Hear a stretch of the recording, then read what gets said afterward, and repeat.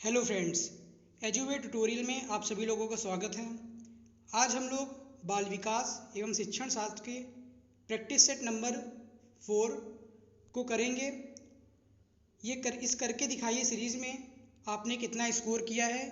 इसका आप लास्ट में जितने भी आपने स्कोर किए होंगे आउट 20 में से 15 या 16 जो भी स्कोर किए हों उनको आप कमेंट सेक्शन में लिख दीजिएगा, जिससे कि ये पता चले कि आप लोग ये लेवल कैसा है इस क्विज़ का और आप लोग कितना स्कोर कर रहे हैं। चलिए शुरू करते हैं। पहला प्रश्न, दर्पण चित्र परीक्षण किसको मापने हेतु प्रयुक्त होता है? इसके ऑप्शन हैं अधिगम की गति, अधिगम अंतरण, सृजनात्मकता या अभिरुचि। अगर आपको इस प्रश्न का उत्तर मालूम है तो आप नीचे इसका आंसर कमेंट सेक्शन में दे सकते हैं। इस प्रश्न का सही उत्तर ऑप्शन बी अधिगम अंतरण। दूसरा प्रश्न, पुनर्बलन रीइंफोर्समेंट निम्नलिखित में से किस प्रक्रिया का भाग है? इसके ऑप्शन हैं शिक्षण, अधिगम, अनुदेशन या उपरोक्त में से कोई नहीं। इस प्रश्न का सही उत्तर ऑप्शन बी अधिगम। तीसरा प्रश्न, गैने ने अपनी पुस्तक द कंडीशन ऑफ लर्निंग में सीखने के कितने प्रकार बताए हैं? इसके ऑप्शन हैं 8 प्रकार, 7 प्रकार, 6 प्रकार या 4 प्रकार। इस प्रश्न का सही उत्तर ऑप्शन ए 8 प्रकार। प्लीज़ वीडियो को लाइक कर दीजिए अगर आपको वीडियो अच्छी लग रही हो तो। चौथा प्रश्न, मैकडूगल के अनुसार प्रत्येक मूल प्रवृत्ति का मूल प्रवृत्ति से संबंध होता है। इसके ऑप्शन हैं संज्ञान, संवेग, संवेदना या चिंतन। इस प्रश्न का सही उत्तर ऑप्शन बी संवेग। पांचवा प्रश्न, चिंतनशील सोच रिफ्लेक्टिव थिंकिंग की चर्चा इनमें से किसने की है? इसके ऑप्शन हैं dewy, John Dewey, Ross, Woodworth या जेम्स ड्रीवर। इस प्रश्न का सही उत्तर ऑप्शन ए ड्यूवी। छठा प्रश्न, अधिगम के नियम के तहत तत्परता का नियम प्रतिपादित किया है। इसके ऑप्शन हैं थॉर्नडाइक, वॉटसन, पावलोव या वर्दीमर। इस प्रश्न का सही उत्तर ऑप्शन ए थॉर्नडाइक। सातवां प्रश्न, शिक्षण प्रक्रिया में विद्यार्थी है। इसके ऑप्शन हैं आश्रित चर, स्वतंत्र चर, मध्यस्थ चर या इनमें से कोई नहीं। इस प्रश्न का सही उत्तर ऑप्शन ए आश्रित चर। आठवां प्रश्न, निम्नलिखित में से कौन सी विधि प्राथमिक स्तर पर शिक्षण के लिए उपयुक्त नहीं है? इसके ऑप्शन हैं समस्या समाधान विधि, गतिविधि उपागम, व्याख्यान विधि या प्रोजेक्ट विधि। क्वेश्चन को एक बार फिर से आप लोग ध्यान दीजिए कि इसमें पूछ रहा है कि प्राथमिक स्तर पर शिक्षण के लिए उपयुक्त नहीं है। इस हिसाब से इसका सही उत्तर ऑप्शन सी व्याख्यान विधि। व्याख्यान विधि नहीं है प्राथमिक स्तर पर, बाकी सभी हैं। नवा प्रश्न, संकेत अधिगम के अंतर्गत सीखा जाता है। इसके ऑप्शन हैं पारंपरिक अनुकूलन, मनोविज्ञान, वातावरण या मनोदैहिक।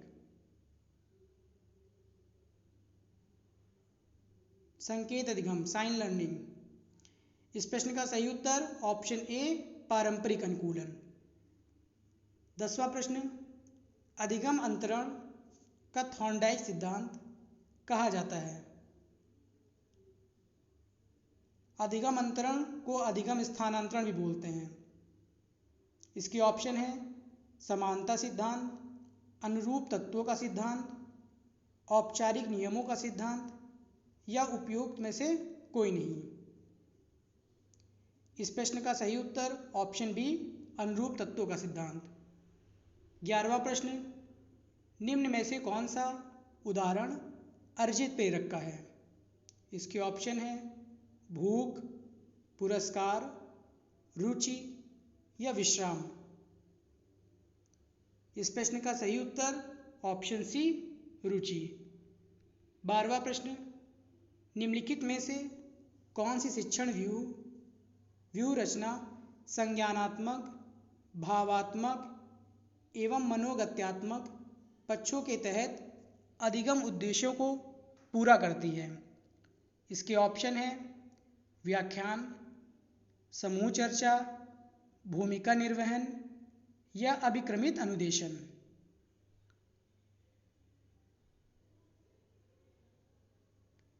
इस प्रश्न का सही उत्तर ऑप्शन सी भूमिका निर्वहन। 13वां प्रश्न, वह गत्यात्मक बल जो बालक के व्यवहार को ऊर्जा देता है और वह सीखने की क्रिया करता है, वह क्या है?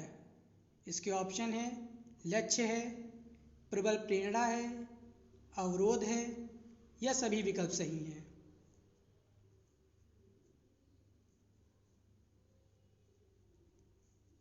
इस प्रश्न का सही उत्तर ऑप्शन डी सभी विकल्प सही हैं। लक्ष्य, प्रबल प्रेरणा और अवरोध तीनों ही बालक के व्यवहार को ऊर्जा देते हैं और वह सीखने की क्रिया करते हैं। 14वां प्रश्न, अभिप्रेरणा वर्णित होती है। इसके ऑप्शन है ज्ञानात्मक जागृति द्वारा, भावात्मक जागृति द्वारा या ऑप्शन सी ए और बी दोनों, ज्ञानात्मक और भावात्मक दोनों, या उपयुक्त में से कोई नहीं। इस प्रश्न का सही उत्तर ऑप्शन बी भावात्मक जागृति द्वारा। 15वां प्रश्न, चिंतन मानसिक क्रिया का पहलू है। इसके ऑप्शन है ज्ञानात्मक पहलू है, भावात्मक पहलू है या क्रियात्मक पहलू है, या उपरोक्त में से कोई नहीं। इस प्रश्न का सही उत्तर ऑप्शन ए ज्ञानात्मक। 16वां प्रश्न, प्रायः शिक्षार्थियों की त्रुटियां किसकी ओर संकेत करती हैं? इसके ऑप्शन है वे कैसे सीखते हैं, शिक्षार्थियों का सामाजिक एवं आर्थिक स्तर, यांत्रिक अभ्यास की आवश्यकता, सीखने की अनुपस्थिति। इस प्रश्न का सही उत्तर ऑप्शन ए वे कैसे सीखते हैं। अगर आपको वीडियो पसंद आ रही है तो आप वीडियो को लाइक कर सकते हैं। 17वां प्रश्न, सीखने की प्रक्रिया में शिक्षक की भूमिका होनी चाहिए। इसके ऑप्शन है सुगमकर्ता की, अनुदेशनकर्ता की, प्रशिक्षण की या नियंत्रणकर्ता की। इस प्रश्न का सही उत्तर ऑप्शन ए सुगमकर्ता की। 18वां प्रश्न, एसओआर किसके द्वारा प्रस्तावित किया गया था? इसके ऑप्शन है वॉटसन, वुडवर्थ, कोहलर या पावलोव।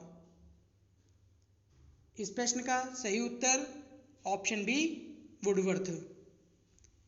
19वां प्रश्न, कक्षा शिक्षण में पाठ प्रस्तावना सोपान सीखने के किस नियम पर आधारित है?